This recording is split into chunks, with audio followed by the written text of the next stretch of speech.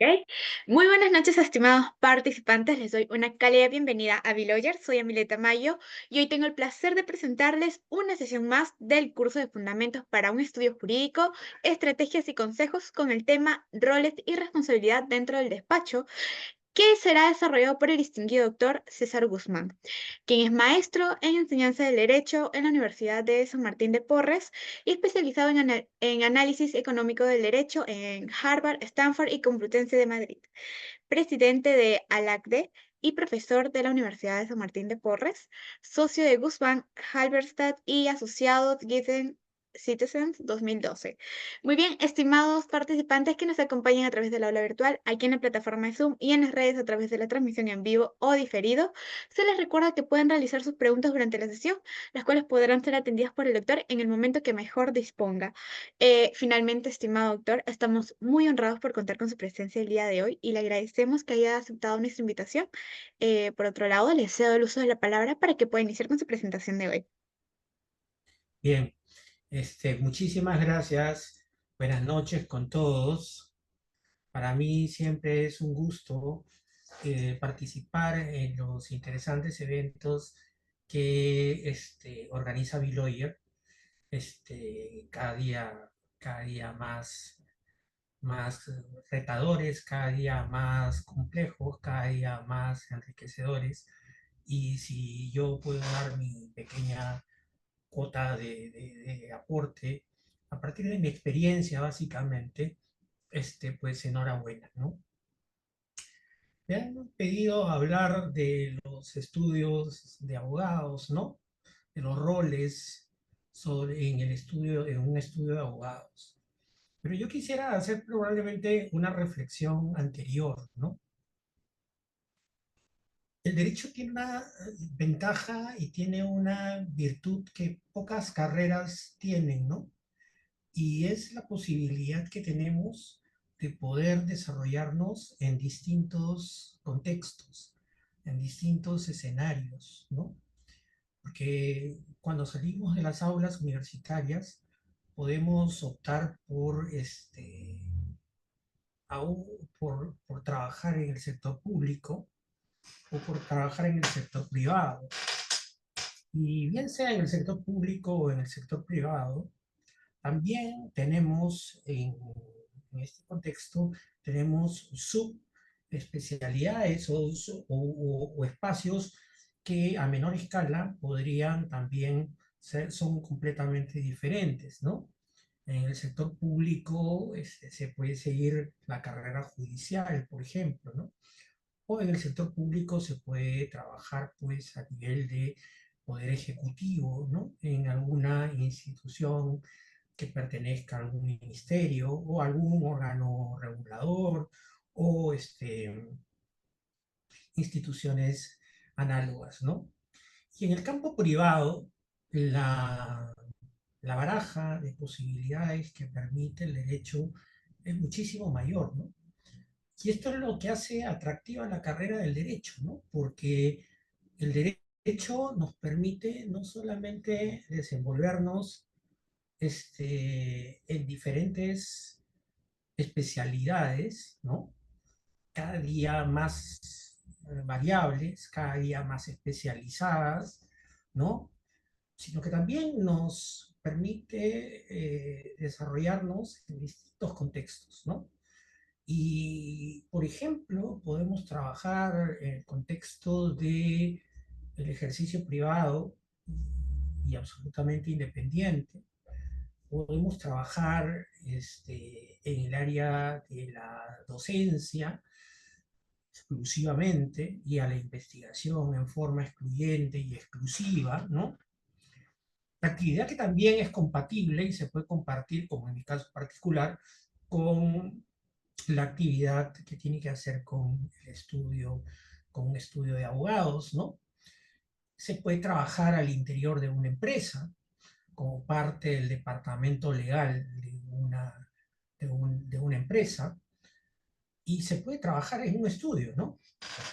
Y, y esto es un poco a lo que me voy a referir yo el día de hoy, ¿no? ¿Qué cosa es trabajar en un estudio, ¿no?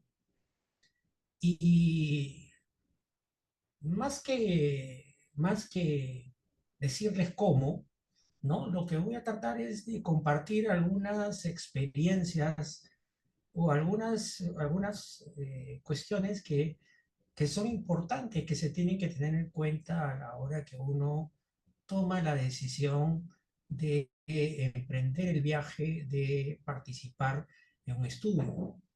Tampoco los estudios son iguales. Existen estudios muy grandes, ¿no? Yo cuando he practicado en mi época, este, como, voy a subir el volumen, me dicen que no se escucha muy bien, voy a subir un poco. Este, cuando yo he sido practicante, yo practicaba en un estudio que estaba en ese momento entre los dos o tres estudios más grandes del Perú, ¿no? Pero en esa época los estudios grandes, cuando hablábamos de un estudio grande, hablábamos de estudios de entre 20 y 25 abogados máximo. No, no, sin temor a equivocarme, el estudio más grande probablemente tenía en esa época 25, 20 o 25 abogados, ¿no? Hoy tenemos estudios que tienen más de 200 abogados, ¿no? Y entonces se han convertido en algo parecido con lo que ha ocurrido con otra actividad que, por ejemplo, tiene que hacer con el ejercicio del derecho desde el punto de vista del sector privado y que tiene que hacer con la actividad de las notarías, ¿no? Hoy día las notarías se han convertido en una fuente este, muy importante, muy demandante de servicios legales, ¿no? Las notarías, cuando yo estudiaba, las notarías básicamente era el notario, un abogado que lo asistía y después gente que básicamente cumplía labores adjetivas, es decir, simplemente eran digitadores. Pero las leyes peruanas, que nos hacen la vida cada vez más cara, ¿no? Le han trasladado a los notarios este, o han incrementado la carga de cuestiones que los notarios tienen que verificar para el efecto de cumplir con sus tareas y no verse involucrados en responsabilidades, ¿no? O sea que merecería una reflexión completamente diferente, ¿no? Porque al final esto es un incremento de los costos de transacción de forma grotesca, ¿no? Y entonces hoy vemos notarías pues, que tienen 200, 300 empleados, ¿no? Cuando las notarías antes tenían un promedio de 10, 8 trabajadores, ¿no? Entonces vemos cómo, además de haber un crecimiento vegetativo del mercado, ¿no? Que tiene que hacer con la carrera del derecho también, ¿no? Y con las facultades de derecho, ¿no? Enseñar derecho es muy fácil, este, por lo menos desde el punto de vista de lo que es, entre comillas, enseñar derecho, ¿no? Porque no necesitas más que un sujeto que se pare frente a una pizarra y hable un poco, ¿no? Obviamente, si tú quieres calidad, entonces allí la labor docente se hace pues mucho más exigente, ¿no? En términos de lo que requerimos para la lectura, para la investigación, para el crecimiento del derecho, y eso debería redundar en el beneficio de la gente, ¿no? Lo cual lamentablemente no lo percibimos por, por las limitaciones que tiene el Estado, por tener un Estado elefantiásico como el que tenemos y por tener la calidad del Congreso que tenemos, ¿no? Y que nos dan muy malas normas, ¿no? Pero entonces, esta es una virtud que no tiene cualquiera, ¿no? O sea, y el derecho tiene un montón de escenarios donde nosotros nos podemos desempeñar. Dentro de todos estos escenarios en que uno puede desarrollarse, está el crear o el formar parte de un estudio de abogados, ¿no? Como les digo, hoy día hablar de estudios de abogados es muy complicado porque no es lo mismo un estudio de abogados pequeño, como en mi caso, que hablar de un estudio de abogados de 200 o 250 abogados, ¿no? Entonces estamos hablando de, evidentemente, situaciones completamente diferentes, ¿no? Entonces yo voy a hablar desde mi experiencia, de lo que ha sido para mí el crear, el formar un estudio, ¿no? Y quizás la primera cuestión que uno tiene que saber antes de ver la parte operativa es básicamente la parte que tiene que hacer con la decisión de ejercer el derecho de forma liberal y de ejercer el derecho de forma independiente y de estar sometido a las contingencias que plantea el mercado, ¿no? Porque cuando uno forma parte de un estudio, si bien es cierto que tratándose de empresas, tratándose de personas naturales, muchas veces tenemos clientes regulares, recurrentes, también es cierto que tenemos clientes ocasionales y esto impacta en la planificación en el corto y en el largo plazo respecto del crecimiento del estudio, ¿no? Si es que eso es lo que se pretende, ¿no? No todo estudio está pensado desde su inicio en ser un gran estudio, o sea, el tamaño no es necesariamente la aspiración a la que muchos estén apuntando. En mi caso particular nunca lo fue tampoco, de la idea de crear un mega estudio o de formar parte de un mega estudio. Probablemente eso se pueda ver desde el punto de vista económico en una ventaja, no necesariamente real.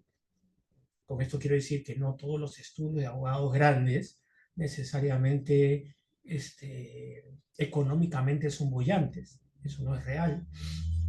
Este, pero sí tienen la capacidad logística para asumir determinados casos que en otros contextos resulta, en estudios más pequeños, resulta distinto, ¿no? Resulta este, más, más restringido. Y esto tiene que hacer también con el rubro hacia el cual está orientado el estudio, ¿no? Este, Creer en la idea de los estudios todistas sobre la base de estudios pequeños es una falacia, ¿no?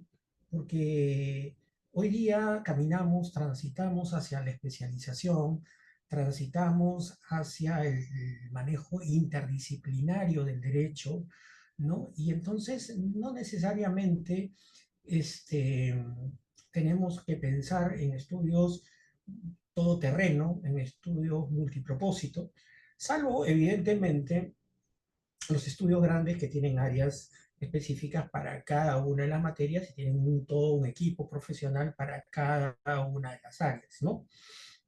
Pero eso está en directa consonancia con la calidad, con el tamaño, mejor dicho, de sus clientes, ¿no? Con el tamaño de sus clientes. Y eso también tiene que hacer con los costos que están implicados en sostener una organización de ese tamaño, ¿no?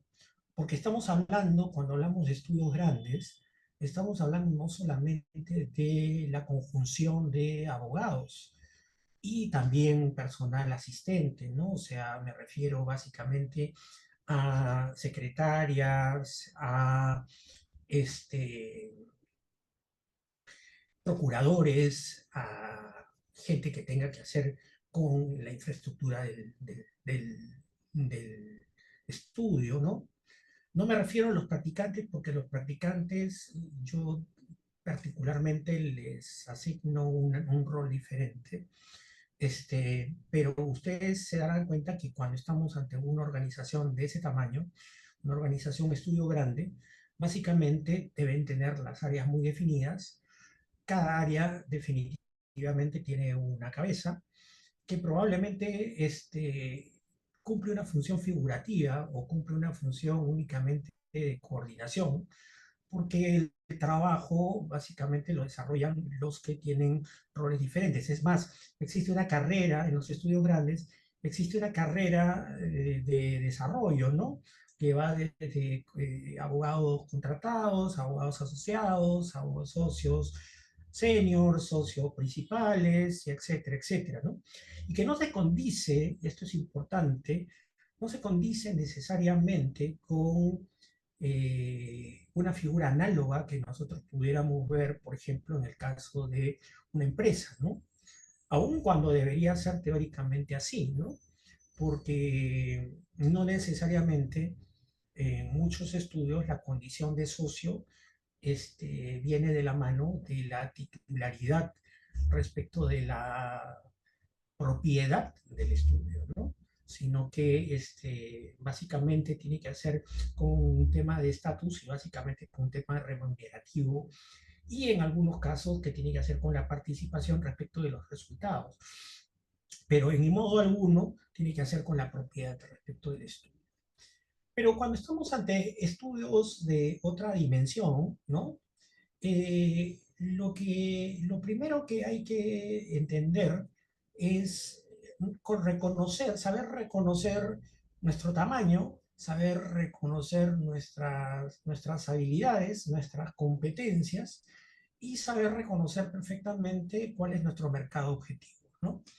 Este, y si tú sabes reconocer tu mercado objetivo, entonces lo que vas a tener es la posibilidad de poder tú orientarte hacia ese mercado, ¿no? Y poder trabajar respecto de ese mercado. Entonces, resulta algo pretencioso respecto de un estudio que tiene 10, 20, 30 abogados en una determinada área, este, pretender que tú vas a tener la cartera de una determinada empresa, porque efectivamente por más personas que tengas, probablemente no vas a tener la capacidad de atender la demanda que esta empresa puede tener, al tiempo que también ello tiene relación con una exigencia respecto de los honorarios, ¿no? Entonces, una de las cosas que yo rescato de la organización y de la que me siento muy cómodo, dicho sea de paso, es que cuando estamos en una organización, digamos, pequeña, digamos, en una organización de un estudio pequeño, en el que somos pocos los que tomamos las decisiones, es que es fácil generar consensos, es fácil asumir roles y es fácil asumir responsabilidades. Y esto tiene que hacer principalmente con la materia y con la relación con el cliente. Esto es muy importante.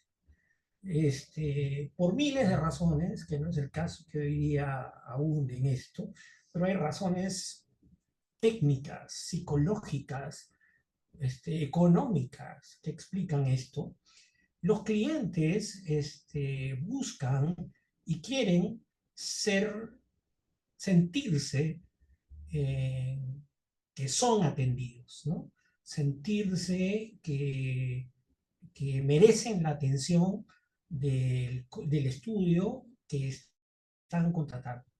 Entonces esto obliga a que los estudios asignen necesariamente siempre tengan un interlocutor válido para que este interlocutor esté a disposición del cliente para cuando éste requiera, sobre todo, información.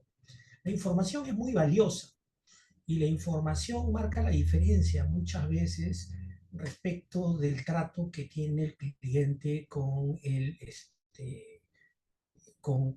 los abogados. A veces los clientes quieren escuchar que el abogado les diga algo, ¿no? Y eso puede ser un grave error, ¿no? Porque a veces, y conozco muchísimos, hay abogados que más que pensar en lo que supone la revisión o las consecuencias naturales de un determinado caso, privilegian privilegian decirle al cliente lo que el cliente quiere oír, ¿no? Y como el cliente va a oír lo que espera del abogado, entonces es probable que lo contrate, ¿no? Pero esto resulta abiertamente antiético, diría yo, ¿no? Porque un abogado tiene el deber de proponer en la mesa frente al cliente, luego del estudio o de la evaluación de una determinada situación, cuáles son los distintos escenarios que se pueden plantear, ¿no? La pregunta que siempre el cliente te va a querer hacer es, doctor, ¿qué probabilidad tengo de ganar? ¿No? ¿O qué probabilidad tengo de que salga lo que yo quiero? O sea, lo que yo quiero, ¿no? Y esa es una respuesta que merece es una pregunta que merece una respuesta muy cuidadosa, ¿no? Porque yo siempre les digo a mis alumnos, ¿no? Si un abogado te garantiza que hay el 100% de probabilidades que vas a ganar, a ese no lo contrates, ¿no? Y no lo contrates porque te está mintiendo.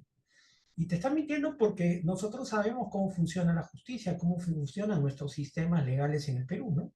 Y en consecuencia pueden haber un conjunto de externalidades que puedan estar girando en torno al escenario.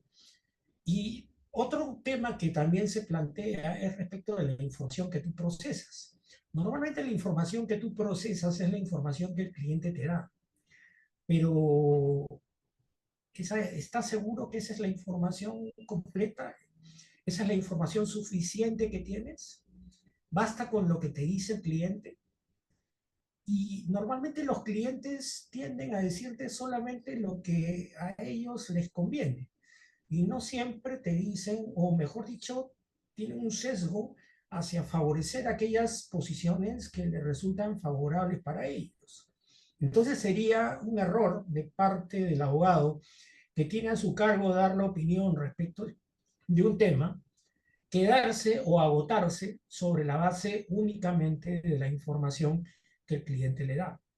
Entonces, a fin de cerrar el círculo, es necesario contar con otras variables, ¿no? Contar con otra información.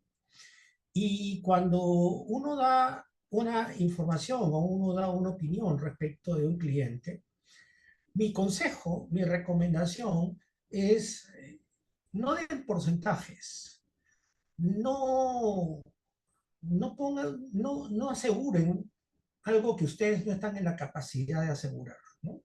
Entonces, el primer rol del abogado es de darle una estimación razonable, informada, ¿no? Y objetiva, sobre todo, respecto de una determinada coyuntura, ¿no?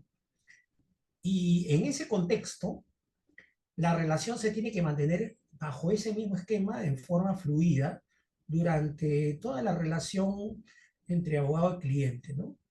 Por ejemplo, una de las cosas que son especialmente relevantes es el tema de la información, ¿no?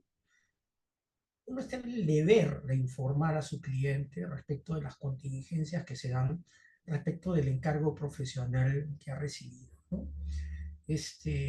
No decirlo, ocultarlo, maquillarlo, es absolutamente inmoral, ¿no? Es absolutamente inmoral, y encima revela, pues, una conducta, este, apartada de la honestidad que se supone que está implícita en la relación del abogado con el cliente, ¿no? Uno tiene que generar los lazos para que el cliente tenga la confianza de poder decirle las cosas. Y el cliente tiene que tener la capacidad, y el abogado tiene que tener la capacidad de poder entender y de poder escuchar lo que el cliente le va a decir, ¿no? Y ese es el principal rol que tenemos los abogados cuando participamos de una asesoría frente a un cliente. ¿no?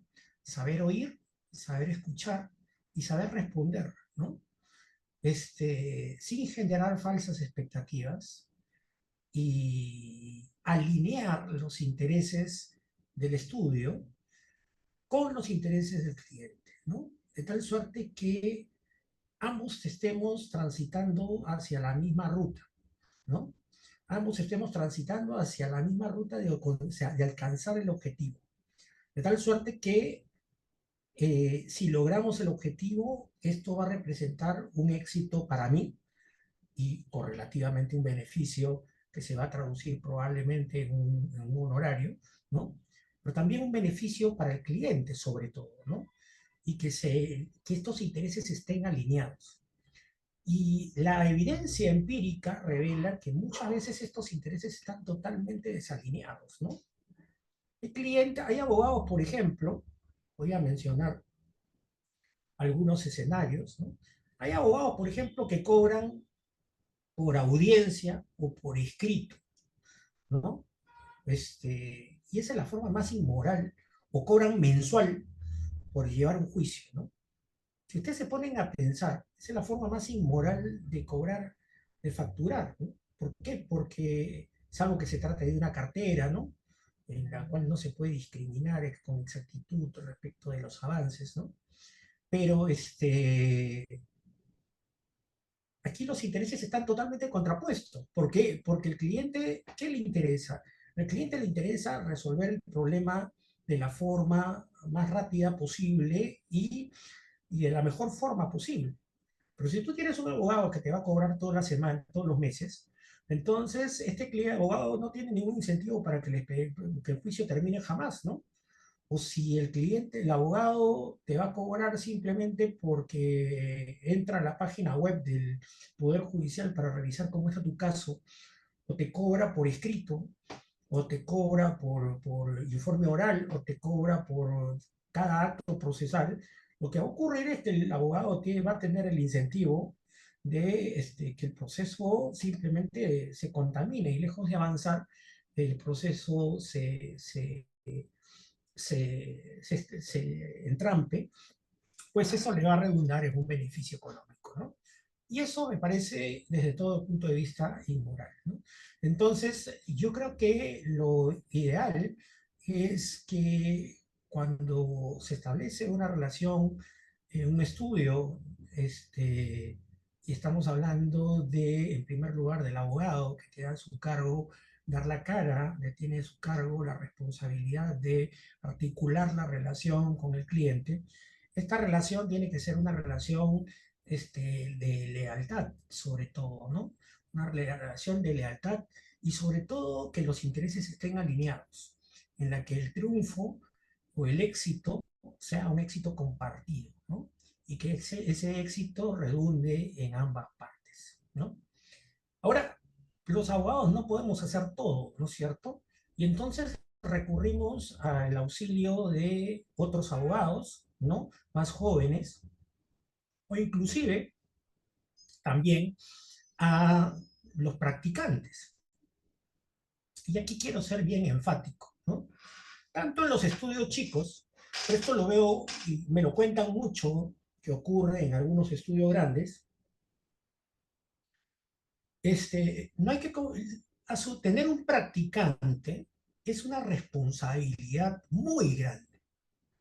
Es una responsabilidad muy grande porque cuando tú asumes practicantes que te ayuden en tu trabajo, lo primero es que el practicante no sustituye al abogado. Eso es lo primero. ¿Okay? O sea, lo segundo es que, y esto por favor hay que subrayarlo, los practicantes no son mano de obra barata. ¿Ok? No son mano de obra barata. Los practicantes, cuando tú tienes un practicante, tú asumes una responsabilidad. Y asumes una responsabilidad que consiste en formarlo, en guiarlo en su proceso de aprendizaje, de corregirlo, porque evidentemente puede cometer algunos errores. Por eso es que el abogado no puede desligarse completamente y delegar simplemente en forma absolutamente irresponsable frente a los practicantes. ¿Por qué? Porque es evidente que el practicante está en un proceso de formación al cual tú te has comprometido y entonces tú tienes la obligación de transmitir ese conocimiento. Tú tienes la obligación de enseñarle lo que no ve en la universidad y que descubra cómo es la interacción que un abogado tiene con sus clientes, cómo es la interacción que se tiene con las instituciones públicas y enseñarle. Por eso es que tener practicantes es una responsabilidad muy grande, no es mano de obra barata. Y lo tercero es que el practicante no es el estudio no debe ni debería ser una prioridad para el practicante. ¿A qué me refiero con esto? Yo veo muchas veces, enseño hace 18 años, y me encuentro con alumnos que no llegan a clase. Me encuentro con alumnos que no llegan a dar el examen. Y cuando yo les pregunto qué pasó, me dicen, doctor, tengo mucho trabajo en el estudio, no he podido venir a clase. O no he podido estudiar porque tenía que trabajar en el estudio, ¿no? Y esto es lo peor que puede ocurrir, ¿no? O sea, esto es algo, pero absolutamente impropio, ¿no? Repugnante, diría yo, ¿no? Porque si esto está ocurriendo, significa que tú al practicante lo que estás haciendo es lo estás esquilmando, lo estás explotando, ¿no? A cambio de de una remuneración muy por debajo de lo que tendrías que pagarle probablemente si se tratara de un abogado, ¿no? Yo siempre le digo a mis practicantes, primero son tus estudios, segundo son tus estudios, tercero son tus estudios y cuarto es el estudio. En consecuencia, en temporada de exámenes tú no deberías estar en el estudio. Obviamente tienes que dejar encargado y dejar al pendiente todas las cosas que tienes que atender para que la atienda otra. Pero tu prioridad en el estudio es aprender. Tu prioridad en el estudio es que el estudio te sirva para ser mejor estudiante y no al revés, ¿no? Y a veces tengo chicos buenísimos como alumnos que al final terminan con notas muy malas, lamentablemente porque simplemente son esquilmados, son explotados, sobre pretexto de que van a aprender. Probablemente aprendan, pero están descuidando algo que luego no lo van a poder conseguir, ¿no? Y que es la base teórica y que es la formación académica que le imparte la universidad, ¿no? Entonces, cuando estamos ante un estudio, tenemos entonces primero que tomar la decisión de que este es el camino como queremos ejercer el derecho, ¿no? Hay miles de formas de ejercerlo, como lo he dicho, pero una de las formas de ejercerlo es a través de un estudio de abogados. La segunda es consolidar un equipo, ¿no? Y ese equipo es un equipo que se tiene que conformar, por lo menos en mi caso particular, en forma lineal. ¿Por qué? Porque todos son importantes. Desde la cabeza hasta la persona que tiene que hacer una gestión o que tiene que llevar un papel o tiene que presentar un documento. Y los practicantes son auxiliares, son asistentes, son personas que te ayudan, pero que sobre todo tú les das más de lo que de ellos recibes, ¿no? ¿Por qué? Porque esa es tu tarea. Tu tarea es formarlos. Entonces, cuando estamos frente a un estudio, y cuando estamos frente a un estudio, tenemos primero que asignar responsabilidades. Asignar una responsabilidad, ¿qué significa? Acompañar al cliente, ¿no? Estar a disposición del cliente para que el cliente pueda resolver sus dudas, ¿no? Sincerar al cliente cuando el cliente está en el error, ¿no? Generar no generar esas expectativas al cliente respecto de un resultado que no va a obtener, ¿no? Obtener la información correcta para poder tener un elementos suficientes como para poder establecer una estimación razonable, aproximada de lo que podrían ser a condiciones normales un resultado eventual en un proceso. Pero en ningún caso asegurar al 100% un resultado que le genere una expectativa desmedida al cliente bajo el criterio de que usted me dijo que íbamos a ganar. Hay muchos de esos abogados, ¿no? Y son los que más venden probablemente, ¿no?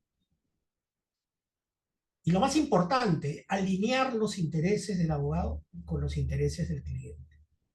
Transitar hacia el mismo horizonte, ¿no?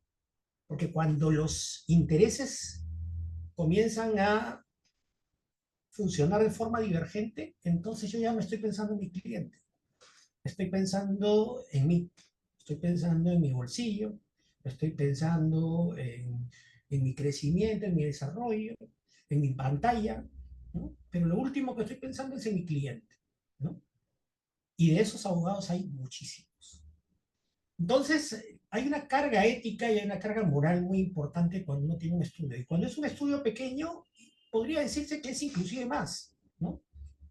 ¿Por qué? Porque en este caso estamos ante clientes que normalmente no tienen despacho, no tienen una gerencia legal, no tienen todo un andamiaje de abogados con los cuales tú vas a interactuar, como sí ocurre con los estudios grandes cuando tienen que hablar con grandes empresas. Hablan con las gerencias legales y las gerencias legales hablan el mismo idioma. Entonces la comunicación es distinta. Pero cuando tú estás en un estudio que tiene una dimensión menor, tú tienes que ser didáctico, tienes que explicarle al cliente y tienes que alinear sus intereses con los de él, de modo tal que el éxito de él sea el éxito tuyo y el éxito tuyo sea el éxito del cliente. Tú no eres un protagonista, tú eres simplemente una persona que ha sido contratada y en quien han confiado ¿para qué? Para alcanzar un objetivo. Y en esa línea tú asumes un liderazgo y ese liderazgo lo tienes que trasladar al interior de tu organización para ver cuál es la mejor forma de organizarnos para llevar bien y llevar a término lo que queremos lograr. Y allí entran a tallar los asistentes, los abogados jóvenes, ¿no es cierto? Y hasta las personas que actúan y que participan en la etapa de procuración y hasta las personas que nos asisten como secretarias, etcétera, etcétera. Y un tema final que no quiero dejar de mencionar tiene que hacer con la administración del estudio, ¿no? No hay que perder de vista que nosotros somos abogados, ¿ok? Nosotros somos abogados. Probablemente por nuestras materias, por nuestra formación, probablemente en algún momento de nuestras vidas hayamos tenido alguna formación respecto de un MBA o algo de administración de empresas, o por nuestra propia familiaridad con las empresas, conocemos algo de cómo funcionan estas. Pero no hay que perder de vista que nosotros no somos administradores, ¿no? No somos administradores. Entonces, no está de más considerar, es más, yo creo que es relevante considerar una persona que tenga a su cargo, que tenga un rol transversal en el tema relacionado con la organización y el funcionamiento del día a día del estudio. ¿Qué tiene que hacer con los gastos? ¿Qué tiene que hacer con los pagos? ¿Qué tiene que hacer con el cobro de honorarios? ¿Qué tiene que hacer con la organización del día a día?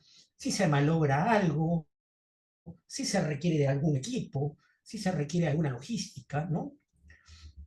Como por ejemplo una biblioteca, ¿no? Yo no consigo un estudio de abogados si no tiene una biblioteca suficientemente consistente, ¿no? Que le permita a una persona poder recurrir y tener las fuentes del derecho a su disposición, ¿no? Y también el tema tecnológico, ¿no? Que es hoy día cada día más importante ahora mismo que tenemos la inteligencia artificial que nos está tocando la puerta, ¿no? Y que probablemente dentro de unos años replantee completamente cuál va a ser el rol que vamos a tener los abogados respecto de esto, ¿no? Pero los roles de los abogados tienen que ser esos, ¿no? Y sobre todo en un estudio, insisto, en un estudio pequeño, en un estudio en el cual somos pocos abogados, somos un equipo que trabajamos con un objetivo, pero que tenemos una relación íntima, una relación directa, una relación de confianza, un lazo que hemos construido con nuestro cliente, sobre la base de información, sobre la base de verdad, sobre la base de compromiso y sobre la base de alinear nuestros intereses. Y esa proyección se la tenemos que transmitir también a nuestros practicantes, para que ellos vayan aprendiendo y formarse de que el derecho es eso, ¿no? El derecho tiene mucho de vocación, ¿no? Tiene mucho de aspiración de un criterio de justicia, ¿no? Y entonces el practicante tiene que ser también una persona a la que tú formes, no solamente desde el punto de vista puramente jurídico, puramente empírico, sino que también lo formes en cuanto a sus valores, en cuanto a sus preferencias, que inviertas en ellos. Yo tengo tengo y me jacto de ello, de haber permitido que muchísimos practicantes míos se hayan ido al extranjero a estudiar, a seguir algún curso de nivel de posgrado, inclusive aún sin ser egresados, y que el estudio de alguna manera haya podido contribuir con ellos, bien sea económicamente, bien sea a través de vínculos, bien sea a través de alguna manera, ¿no? Porque eso no te lo quita nadie, ¿no? Esa experiencia de vida, esa experiencia de conocer otras realidades, eso nadie te lo quita. Y lo mejor es que eso va a redundar en el beneficio del estudio, porque es una inversión que haces en un muchacho que se va a formar, que va a ser un buen abogado, que probablemente te supere en el futuro, y qué bien, qué bacán es cuando yo veo tantos profesores ahora que han sido mis alumnos, ¿no? Y a veces les digo, ¿no? Y que me recuerdan con gratitud, ¿no? Y con respeto, ¿no? Y yo les digo, qué bacán verlos también, ¿no? Y me dicen, doctor, no, pero yo digo, sí, qué bacán, es cuando uno ve que, bueno, que el trabajo que se hizo, dio frutos, ¿no? Y que lograste que esa persona sea formada no solamente respecto de su especialidad, sino que ha sido formada respecto de valores y respecto de lo que es la actitud que tiene que tener y la interacción que tiene que tener con sus clientes. Creo que con eso, de alguna manera, les he transmitido un poco mi experiencia respecto de lo que es, lo que debe ser y lo que debería ser la función de un abogado. No somos perfectos, somos perfectibles. O sea, que podemos cometer errores, podemos tener en algún momento dificultades, ¿no? Pero ese tiene que ser nuestro norte, ¿no? Nuestro norte tiene que ser caminar, transitar hacia esa excelencia, ¿no? La excelencia no se gana, no se necesita necesariamente dinero, ni haber estudiado necesariamente en Harvard o en el MIT, ¿no? O sea, podemos formar profesionales que poco a poco vayan creciendo, ¿no? Eh, de distintas formas, ¿no? Y cuando uno ve que estas semillas comienzan a dar frutos, este, qué bien, ¿no? Qué bacán. Es la mayor satisfacción que uno puede tener, ¿no? Bueno, eso es lo que quería decirles y muchísimas gracias a los chicos de Biloyer y espero haber de alguna manera transmitido un poco lo que quería decirles el día de hoy. Por allí veo una pregunta, ¿no? De qué manera se deberían cobrar los servicios si somos un estudio jurídico pequeño? Wow, me haces una pregunta muy complicada. pero acá hay dos preguntas, ¿no? ¿Es necesario un contrato por nuestros servicios? La respuesta es sí, ¿ok? Es bueno tener un contrato, ¿ok? ¿Por qué? Porque establece las obligaciones de ambas partes, ¿ok? Y hay algunas cláusulas, yo les diría que hay dos cláusulas, hasta tres cláusulas que tienen que estar presentes de todas maneras. Además de las cláusulas, lógicamente, las que definen las características de los servicios y la forma como se van a pagar los honorarios. Pero hay una cláusula que a mí me parece fundamental. La primera es que el cliente declare que toda la información que te está dando es veraz y que es toda la información que tiene. Y que si se descubriera que la información que te dio es falsa, es fraudulenta o tiene un origen ilícito, tú tienes la posibilidad de resolver al amparo del artículo 1430 del Código Civil el contrato inmediatamente y exigir la totalidad de los honorarios pagados. Esa es una cláusula que yo creo que es indispensable, porque lo peor que te puede pasar en la vida es que tú estés en un proceso judicial, en un arbitraje, y de repente la otra parte te saque un papel por debajo te saque la otra parte un papel que tú no conoces. Tú lo miras al cliente y le dices, oye, ¿y eso?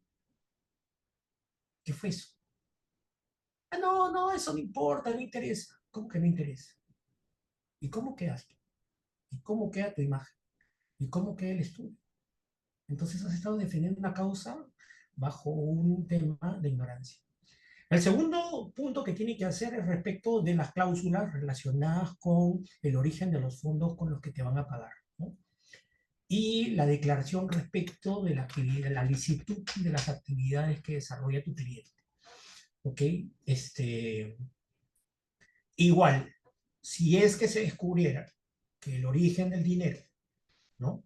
No tiene origen lícito, o si se descubriera que alguna de las actividades relacionadas directa o indirectamente con los servicios que han sido contratados no es una actividad que esté amparada legalmente, este, tenemos que resolver el contrato automáticamente, automáticamente. 1430 del Código Civil inmediatamente.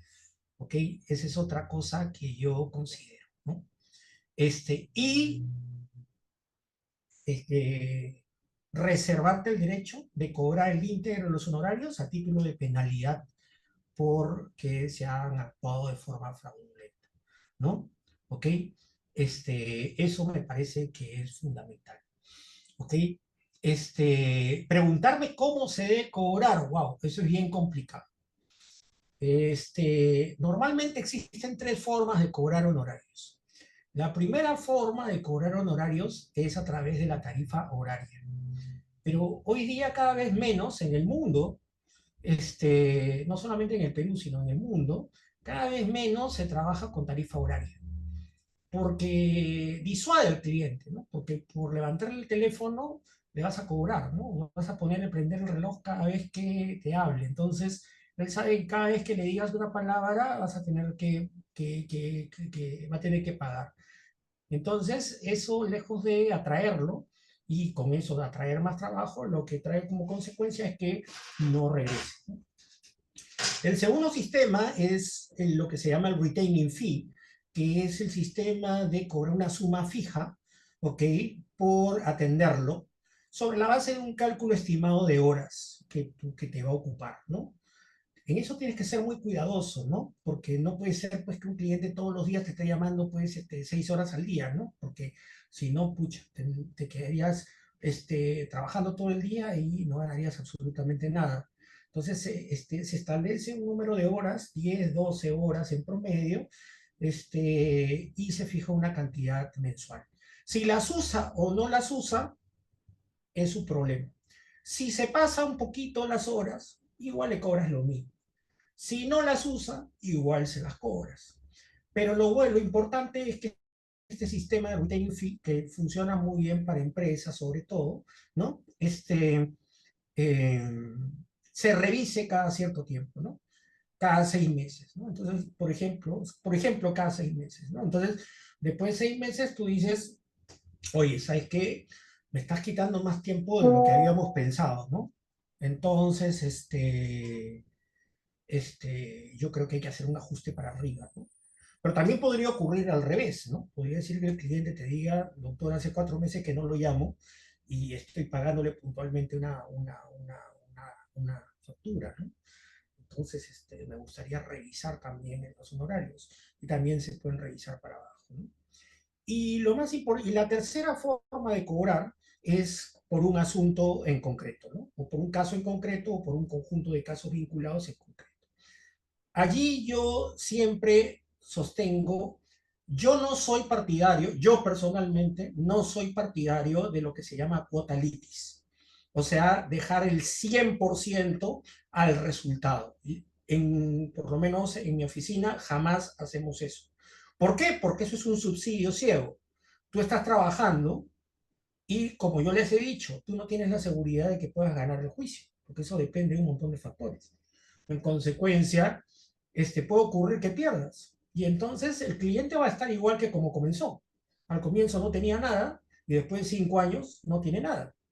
Pero tú te has comido 5 años de trabajo, esfuerzo y no tienes nada. Entonces, normalmente lo recomendable es buscar fórmulas mixtas, ¿no? Siempre, siempre pactar un honorario de inicio y después se pueden programar los honorarios en forma progresiva sobre la base de determinados resultados, ¿no? Y también es válida la fórmula de los honorarios de éxito, ¿no? Si es que se ha obtenido un resultado favorable de acuerdo a la naturaleza del caso, ¿no? Eso es lo que diría yo a grosso modo sobre el cobro de honorarios, ¿no? Y sobre los contratos que tendrían que tener los clientes, ¿no? Hay que ser muy puntual y hay que dejar abierta la posibilidad de que el abogado, que la obligación del abogado es una obligación de medios, no es una obligación de resultados. Esto quiere decir que tú no estás garantizando resultados, estás garantizando trabajo. Entonces, si tú pierdes, bueno, esta es parte del proceso, poder ganar o poder perder. Lo que no puede ocurrir es que a ti se te pase una apelación o que tú no vayas a un informe oral, porque ahí estamos ante situaciones pues, que son negligentes y que evidentemente el cliente tiene todo el derecho de reclamarte y de exigirte una explicación sobre eso, inclusive una indemnización eventualmente, si eso es determinante respecto al resultado del proceso, ¿no? Entonces, pero la obligación del abogado es una obligación de medios, no es una obligación de resultados. No, no recomiendo suscribir contratos a resultados. ¿Ok? Podría pactarse a resultados una parte marginal, como una cuota litis, como consecuencia del éxito, lo que se llama un honorario de éxito, ¿no? Pero eso debe ser una parte marginal, ¿no? No debe ser el core del contrato, ¿no? Me preguntan finalmente sobre estrategias para captar clientes nuevos, además del marketing. Yo creo que la exposición en redes, hoy día las redes sociales son muy activas. Yo creo que la actividad académica es una buena fuente, o sea, muy buena fuente de captación de clientes, ¿no? Yo creo que es bueno escribir, yo creo que es bueno opinar en redes con altura, ¿no? Con educación, con fundamentos, ¿no? Pero yo creo que es una buena fuente escribir, ¿no? Escribir en revistas, la docencia también, ¿no? Son canales indirectos que probablemente puedan ser un mecanismo para poder captar, ¿no? Este, si se acude a otros abogados del estudio, yo tengo dentro de mis contratos una cláusula que dejo abierta esa posibilidad. ¿Ok? Yo señalo que, si bien es cierto que yo asumo la responsabilidad, me reservo el derecho de recurrir a personal complementario o con abogados adicionales a fin de la consecución, y que en el caso que ello demandara unos honorarios extraordinarios, eso será previamente coordinado con el cliente, ¿no? Este, José Manuel me pregunta si puede asistir a mi clase de teoría de juegos en algún momento. Cuando quieras, acabo de dictar hoy día. Cuando quieras, estás cordialmente invitado. Tú sabes que yo disfruto mucho teoría de los juegos. Me puedes escribir a mi correo electrónico, que te voy a poner en el,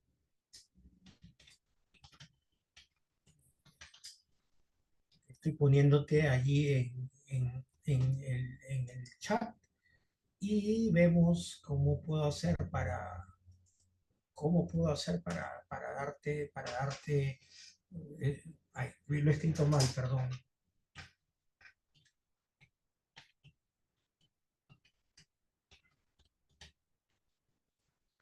Ahora sí está bien escrito. Ahora sí está bien escrito. ¿Ok? Bueno, chicos, ha sido un placer estar con ustedes. Espero que les haya servido de algo mi experiencia. Y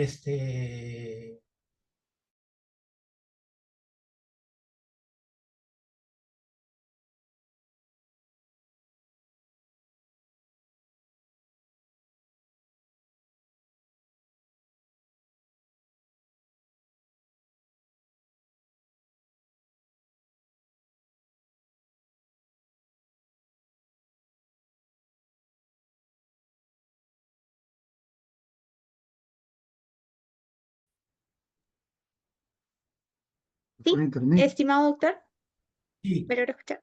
Ah, sí. sí, he concluido. Ah, Este, sí, doctor. bueno, ustedes saben que siempre estoy a su disposición, ¿no? Sí, estimado doctor, le extendemos nuestra total gratitud por su participación en este curso. De verdad, su conocimiento y experiencia han sido bastante enriquecedores para cada uno de los participantes el día de hoy y le agradezco que haya podido tomarse el tiempo de poder responder las dudas de nuestros participantes. Muchísimas gracias, doctor. Esperamos contar con usted en futuros. Así que mejor quisiera atender la de Fabiola y la de Diego, Sí, o no. sí, sí. Adelante, doctor. No, no, es que vi que habían levantado la mano por eso, pero creo A que la ver. han bajado.